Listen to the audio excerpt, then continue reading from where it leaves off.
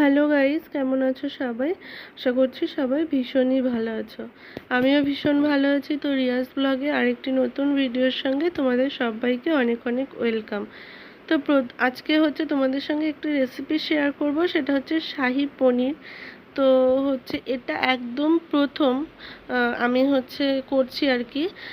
আগে কখনোই করিনি, জানি না কেমন হবে।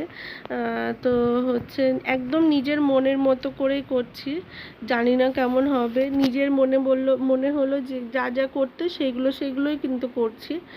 তো প্রথমেই দেখো, কড়াইতে তেল দিয়েছি, দিয়ে হচ্ছে পনিরগুলোকে আস্তে আস্তে করে ভেজে নেব।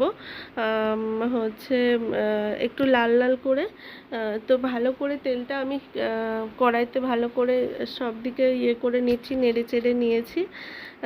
তো হচ্ছে পনিরগুলোকে আগে হালকা লাল লাল করে ভেজে নিয়ে কি করছি দেখো, এরকম হালকা লাল লাল করে এইভাবে ভেজে নিতে হবে। নিয়ে তারপর হচ্ছে কড়াইয়ের মধ্যে আরেকটু তেলও দিয়েছিলাম পরে।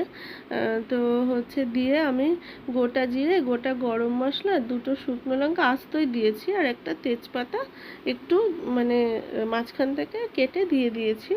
এই ফোড়নে দিয়েছি, আর এটা একটু লাল লাল মতো ভাব আসলে তখন কিন্তু আমি হচ্ছে টমেটো দিয়ে দেবো।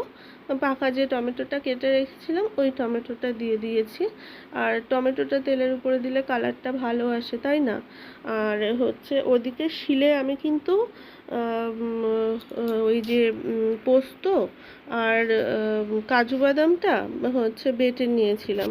ওটা মিক্সিতে করি না, কেন কি হচ্ছে পোস্তটা মিক্সিতে না করলে কি হয় বলো তো, মিক্সিতে করলে ওটা না সেই মানে ভালো করে যেন মনে হয় বাটা হয় না। তো সেই জন্য আমি ওই শিলেতেই বেটে নিই। আর দেখো তার মধ্যে এই যে আমি অপেক্ষা করছিলাম যে টমেটোটা একটু গেলে তারপর হচ্ছে আমি বাকি যেটা বেটে নিয়েছিলাম ওটা ওর মধ্যে দিয়ে দেব। তো তার জন্য মাঝে আবার একটু লবণও দিয়েছিলাম, কেন কি তাড়াতাড়ি গলে যাবে সেই জন্য। আর টমেটোটা হচ্ছে তেলে দিলে কালারটাও ভালো আসে, তাই না?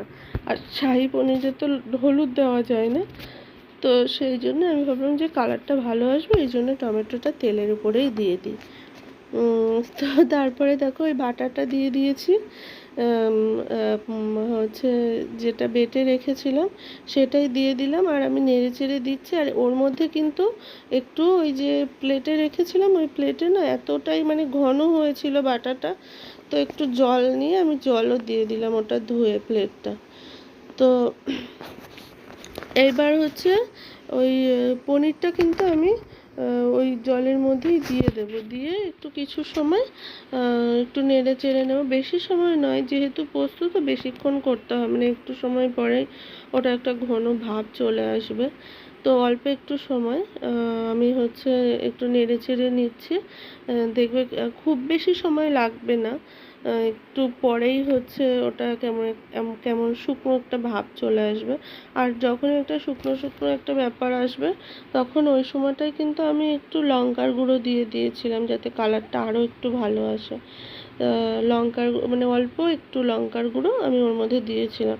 আর এতে কিন্তু গোলমরিচও দেওয়া যায়, আমি গোলমরিচও একটু দিয়েছিলাম। গোলমরিচ আর লঙ্কার গুঁড়ো এই দুটো জিনিস কিন্তু দিয়েছিলাম, যাতে এই কালারের জন্যই শুধু দেওয়া, ঝাল ফালের জন্য নয়, শুধুমাত্র কালারের জন্য।